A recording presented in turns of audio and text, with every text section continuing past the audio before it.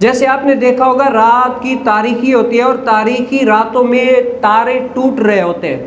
تو یہاں پر بہت سارے ایسے کہتے ہیں کہ بھائی یہ تارے فلاں اس وجہ سے ٹوٹتے ہیں، تو آیا سن لیتے ہیں کہ حدیث مبارکہ میں ایسی کون سی وجہ ہے، نبی کریم صلی اللہ علیہ وسلم نے کیا فرمایا جب تارے ٹوٹتے ہیں، تو تارے ٹوٹتے کیوں ہیں اور اس کا پورا ماجرا کیا ہے۔ یہ حدیث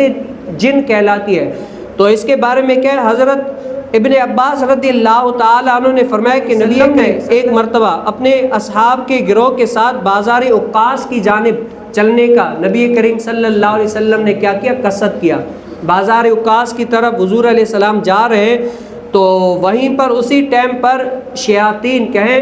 آسمان کی طرف گئے۔ جب آسمان کی طرف گئے نا تو وہاں پر کان لگا کر سنتے تھے۔ اب اس کے بارے میں محدثین فرماتے ہیں کہ پہلے اللہ تعالیٰ کوئی معاملہ فیصلہ فرما دیتا تھا نا کہ یہ فیصلہ ایسے ہے، اب یہ فیصلہ اس طریقے سے نافذ کر دو، یعنی ہو جاتا تھا۔ رب تعالیٰ کن فرما دے تو سارا ہو جاتا تھا۔ تو رب تعالیٰ کوئی فیصلہ فرما دیتا تو فرشتے اس کی تسبیح بیان کیا کرتے تھے، یعنی اس طریقے سے جو ساتویں آسمان والے تسبیح بیان کرتے وہ ساتویں والے سنتے، چھٹے والے کرتے، اس طریقے سے اوپر سے نیچے جتنے بھی سارے فرشتے ہوتے تھے نا تسبیح بیان کیا کرتے تھے، اور جو شیاطین ہوتے تھے نا وہ کان لگا کر سنا کرتے تھے کہ رب تعالیٰ نے کیا معاملہ فرمایا، کیا حکم ارشاد فرمایا ہے، وہ سن کر نیچے آ کر بتا دیتے اور کہتے ہیں بھئی ہم نے بڑا کام کیا، ہمیں دیکھو آسمانوں کی خبر ہے۔ تو اللہ تعالیٰ نے کیا ہے ان کے منع کرنے کے لیے شہاب یعنی کواکب، وہ ستارہ جب وہ کان لگا کر سنتے ہیں نا ٹوٹتا ان کو لگتا تو وہ سن بھی نہیں سکتے اور جلدی سے نیچے آ جایا کرتے تھے۔ آج جو ستارے ٹوٹتے ہیں نا ان کی مین وجہ کیا ہے، شیاطین اللہ تعالیٰ کوئی معاملہ فیصلہ فرما دیتا ہے اس کو سننے کی کوشش کرتے ہیں تو وہ ستارے ٹوٹ کر ان کو لگتے ہیں آگ کی شکل میں، اس وجہ سے یہ ستارے کیا ہے ٹوٹتے ہیں۔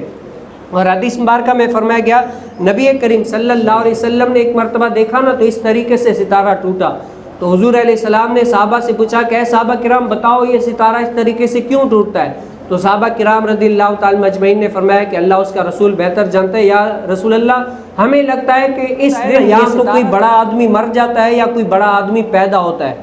تو حضور علیہ السلام نے فرمایا نہیں، اس کی مین ریزن وہی ہے جو میں نے آپ کے سامنے ابھی بیان کی۔ اسی طریقے سے جب شیطان کہے وہ شیاطین کان لگا کر سننے کے لیے آسمان پر گئے تو ان کو ستارہ لگا، اسی طریقے سے وہ آئے اپنے جو یعنی ہوتے تھے جنات تھے نا اپنے بڑوں کے پاس آئے، کہا کہ اب تو ہم سن ہی نہیں سکتے، جیسے ہم کان لگانا لگتا ہے، تو جو ان کے جنات تھے بڑے تھے انہوں نے کیا کہا کہ جاؤ دنیا کے اندر دیکھو جو آسمان اور تمہاری خبروں کے درمیان کوئی چیز حائل ہوئی ہے نا تو دنیا میں مغرب اور مشرق دونوں گھومو کوئی نئی چیز ایجاد ہوئی ہوگی، کیا کوئی نئی چیز آئی ہوگی جس کی وجہ سے یہ کام ہو گیا۔ تو جیسے ہی گئے بازار عکاظ کی جانب نخلا کی جانب جب گئے دیکھا کہ نبی کریم صلی اللہ علیہ وسلم فجر کی جماعت کرا رہے ہیں اور وہ قرآن پڑھ رہے ہیں، سونا قرآن پڑھ رہے ہیں۔ تو جب حضور علیہ السلام کا قرآن ان لوگوں نے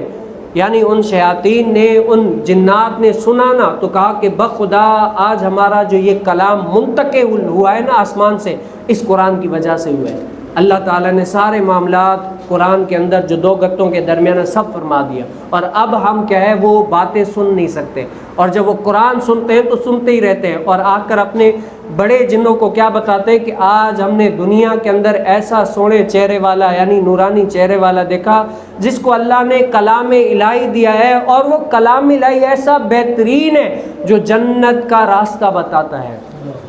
یعنی جو لوگ وہ قرآن سنتے ہیں وہ جنت کے راستے پر چلتے ہیں، ہدایت کا حکم دیتا ہے، اللہ کی پیروی کا حکم دیتا ہے اور اللہ تعالیٰ کے راستے پر چلنے کا حکم دیتا ہے،